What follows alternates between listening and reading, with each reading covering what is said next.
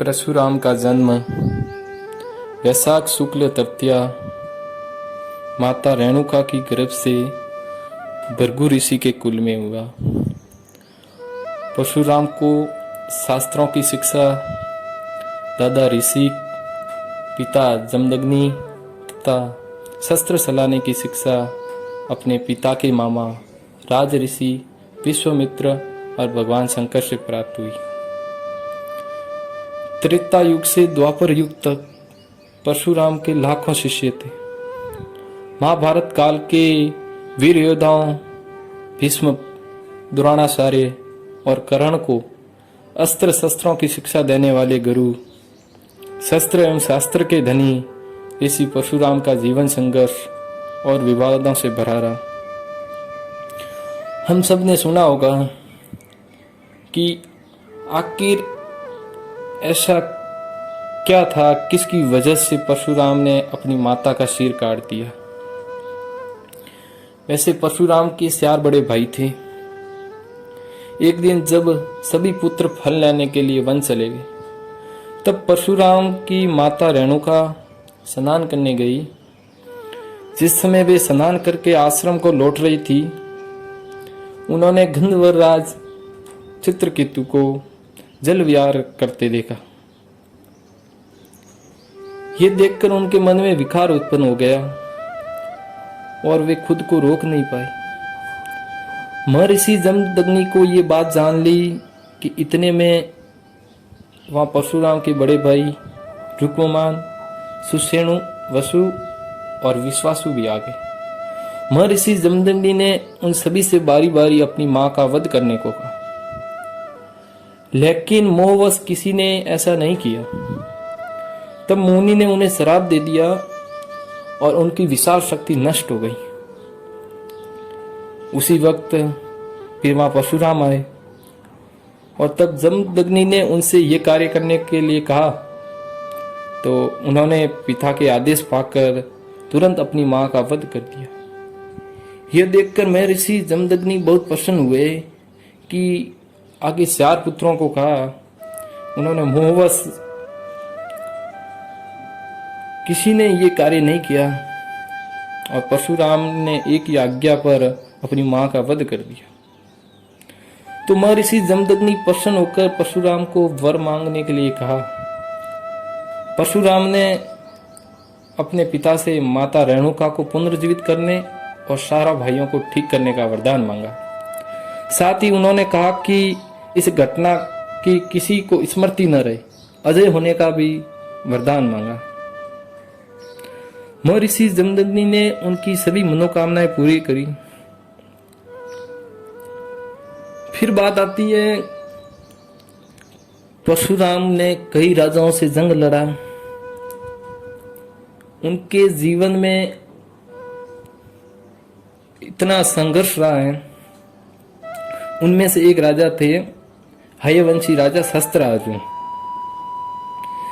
जिनके साथ इनके पिता जमदग्नि ऋषि कई बातों को लेकर विवाद था, जिसमें से 2 बड़े कारण थे।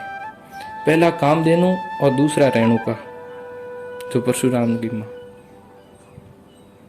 परशुराम के समय में हयवंशी क्षत्रिय राजाओं का अत्याचार था।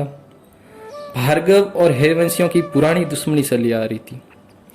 हयवंशी का राजा शस्त्रार्जुन भार्गव आश्रम के ऋषियों को सताया करता था।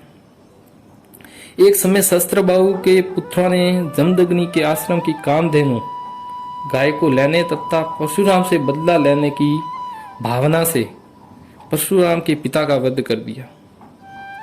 परशुराम की मां रेणुका पति की हत्या से विचलित होकर उनकी सीता अग्नि में प्रविष्ट हो सती हो गई।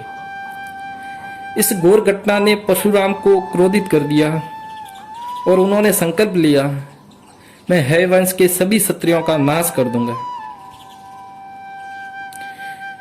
उन्होंने इस वंश के लोगों से 36 बार युद्ध कर उनका समूल नाश कर दिया। तभी से ये भ्रम फैल गया कि परशुराम ने धरती पर 36 बार क्षत्रियों का नाश कर दिया। हयवंशियों के राज्य की राजधानी महिष्मती नगरी थी, जिसे आज महेश्वर कहते हैं। जबकि परशुराम उनके वंशज गुजरात, भड़ोस आदि क्षेत्रों में रहते थे।